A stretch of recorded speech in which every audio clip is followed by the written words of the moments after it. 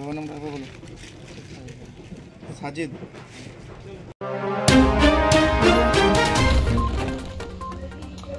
পাখি বিক্রি করতে এসে গ্রামবাসীদের রোষের মুখে পড়লেন দুই ব্যক্তি। নেই কোনো বৈধ কাগজপত্র। আজ রবিবারের সাত সকালে দাসপুর থানার পার্বতীপুর অঞ্চলঘাট এলাকায় এমনই ঘটনাকে ঘিরে রীতিমতো চাঞ্চল্য ছড়ায়।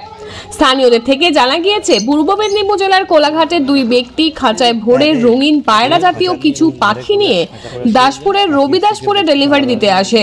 পার্বতীপুরের অঞ্চলঘাট এলাকার কিছু মানুষ তাদের জিজ্ঞাসাবাদ করায় তারা বলে অনলাইনে তারা পাখি বিক্রি করে, সেই পাখি ডেলিভারি দিতে এসেছেন। গ্রামবাসীরা জানান, এই দুই ব্যক্তির কাছে পাখি বিক্রির বৈধ কাগজপত্র দেখতে চাইলে তারা তা দেখাতে পারেননি। তাই সন্দেহ হওয়ায় গ্রামবাসীরা ভিলেজ পুলিশকে বিষয়টি জানায়। তারই মাঝে চম্পট দেয় তারা।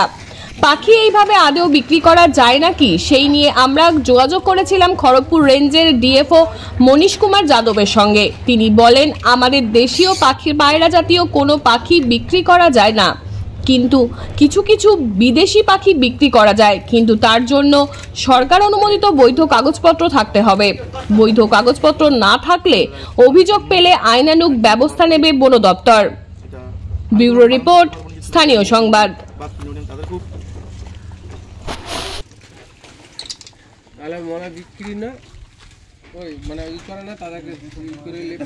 সে কি করবে তাদের ব্যাপার, আমি মাঝখানে ঢুকতে যাবো। আমি আমার এলাকার লোক, আমার এলাকার লোক, ঠিক আছে, আমি বলে দিলাম। আমি এখানে তুমি কিনো নি বলেই ওরা এখন পুলিশ মুভমেন্ট করবে, মুভমেন্ট করবে।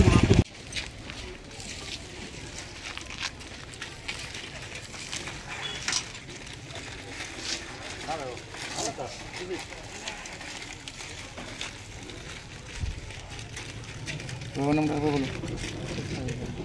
সাজিদ।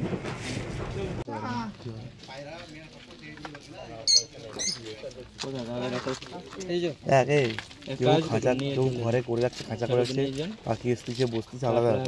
পাখি বা অন্যান্য পাখি সেইগুলো অবৈধ। এই পায়রা চাষ করা কবে থেকে? আমার সাথে তর্ক করে লাভ নেই, আমি কথা কিছু বলবো না। সব ডিটেলসটা আমরা নিয়ে নিচ্ছি, আমাদেরকেই চাইবে, ঠিক আছে। পুলিশ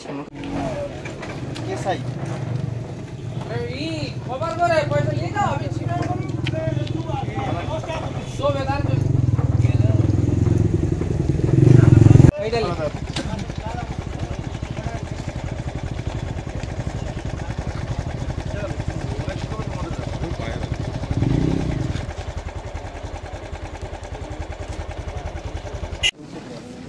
পাখি বিক্রি করছে নাকি? পাখি বিক্রি করছে জানা সাপোর্ট করছে না। ঠিক আছে, আমরা দেখে চাবিটা খুললো।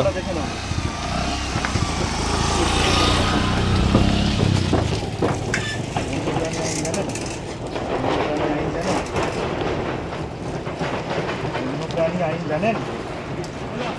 জানা আছে? বন্যপ্রাণী আইন জানেন? কি নাম?